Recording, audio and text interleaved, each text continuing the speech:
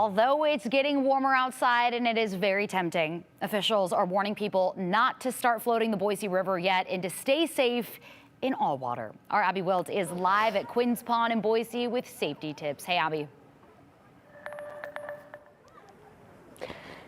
Morgan, people are taking advantage of the warm weather here at Quinn's Pond. We've seen people paddleboarding, kayaking, just hanging out by the river.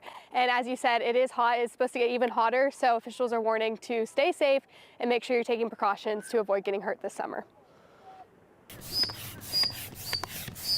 One of the many things we love to do around here is recreate on our waterways. But playing on the water could come with some safety concerns too.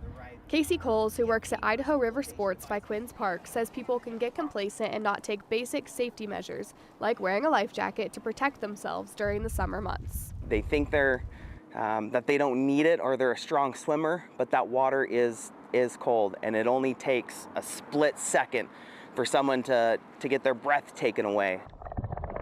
Coles says when it's hot outside and people jump into the cold water, their body could go into something called a dive reflex, otherwise known as shock. But if all of a sudden your breath is taken away from that cold water, you could drown. In 2023, the drowning rate in Idaho was 1.71 per 100,000 people, which is in the top percentage of drowning deaths in the country, according to the CDC.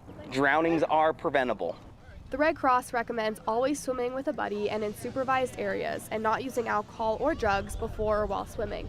Coles also recommends bringing a whistle with you while you're on the water. If you're in trouble out there and you're paddling alone, you can blow that whistle, and that's really going to get people's attention. Also getting people's attention this time of year, the Boise River. Officials say it is still unsafe to float the Boise River, as currently it's flowing at 2,260 cubic feet per second, according to floattheboise.org.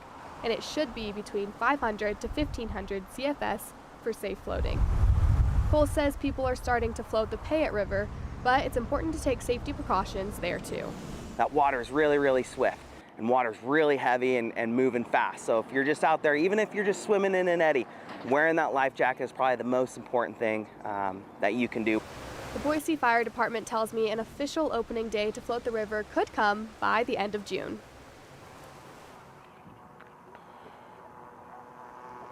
And we will keep you posted on when it is safe for you to float the river, but for now you can also visit one of the splash pads that they have in Boise, Meridian, and Eagle to safely cool off, or you can visit we're at here today to cool off. Morgan? End of June is in sight, so hang on just a little bit tighter. All right, Abby, thank you.